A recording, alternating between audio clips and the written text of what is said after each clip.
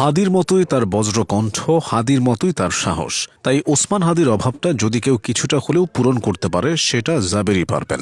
আব্দুল্লাহ আল জাবের ইনকিলাব মঞ্চের সদস্য সচিব। ওসমান হাদি জীবিত থাকতে তিনি তার ছায়াসঙ্গী হয়ে সকাল বিকাল একসাথে থেকেছেন। সাংগঠনিক কাজে হাদির সাথে নির্ঘুম রাত পার করেছেন। হাদির নির্বাচনী প্রচারণাতে তাকেই সবচেয়ে বেশি সরব দেখা গেছে। কখনো মুড়ি বাতাসা হাতে, কখনো লিফলেট বিতরণ করে তিনি প্রচারণায় অংশ নিয়েছেন। সংগঠনের মধ্যে হাদির সবচেয়ে প্রিয় দুইজন মানুষের একজন ছিলেন জাবের। হাদি নিজের বক্তৃতায় জাবেরের নামটা বারংবার বলতেন। হাদি চেয়েছিলেন তার প্রয়াণের পর তার লড়াইটা যাতে থেমে না যায়। তার সেই ইচ্ছাটা বাস্তবায়ন করার জন্য জাবের এগিয়ে এসেছেন। হাদিকে শুট করার পর থেকে তিনি সবচেয়ে বেশি সরব হয়েছেন। হাদির বিচারের দাবিতে আন্দোলনের নেতৃত্ব দিচ্ছেন তিনি। ওসমান হাদির জানাজায় এসে কান্নায় ভেঙে পড়েছিলেন লাখো জনতা। তবে সবচেয়ে কাছের মানুষকে হারিয়েও সে শোক প্রকাশ করেননি জাবের। তিনি বলেছিলেন, আমরা এখানে কাঁদতে আসিনি, আমাদের ভাইয়ের বিচারের দাবিতে এসেছি।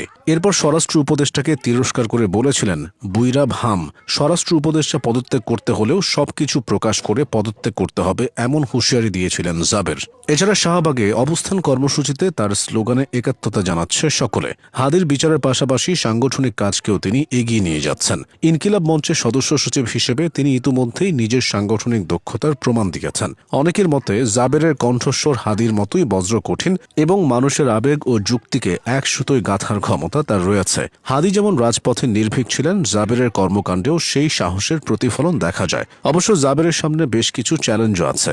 বড় চ্যালেঞ্জ হল হাদির তৈরি করা সেই আদর্শিক উচ্চতাকে ধরে রাখা এবং সংগঠনের অভ্যন্তরে এবং বাইরে নিজের গ্রহণযোগ্যতাকে আরও সুসংহত করা। ইনকিলাব মঞ্চকে তিনি কতদূর নিয়ে যেতে পারবেন তা নির্ভর করবে তার কৌশলগত পরিপক্কতা এবং গণমানুষের সাথে সংযোগ স্থাপনের ক্ষমতার উপর।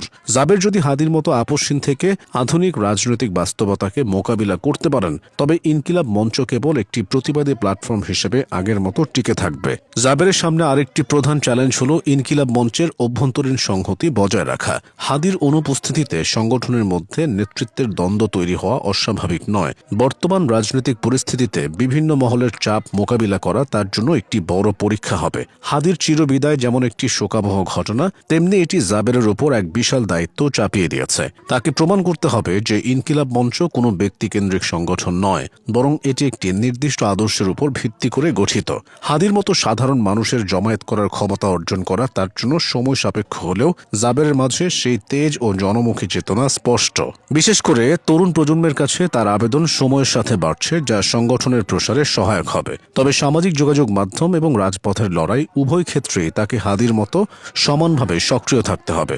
রাজনৈতিক প্রতিপক্ষের ষড়যন্ত্র এবং বিভাজনের রাজনীতি থেকে সংগঠনকে রক্ষা করা হবে তার জন্য পাহাড় সম চ্যালেঞ্জ। জাবেরের নেতৃত্বের আরেকটি গুরুত্বপূর্ণ দিক হবে ইনকিলাব মঞ্চের লক্ষ্য ও উদ্দেশ্যকে আরও স্পষ্ট করা। হাদি যেখানে থামিয়ে গিয়েছিলেন সেখান থেকে শুরু করে এই আন্দোলনকে প্রান্তিক মানুষের কাছে পৌঁছে দেওয়াই হবে তার সাফল্যের মাপকাঠি। বিচারহীনতা এবং আধিপত্যবাদের বিরুদ্ধে হাদির যে সোচ্চার ভূমিকা ছিল, জাবেরের সামনেও সেই চ্যালেঞ্জ।